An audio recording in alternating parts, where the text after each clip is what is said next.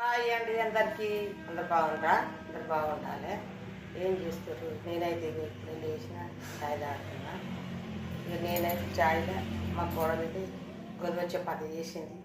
ఇక ఇట్లా ముంచుకొని అయితే చాయ్ తాగుతున్నా.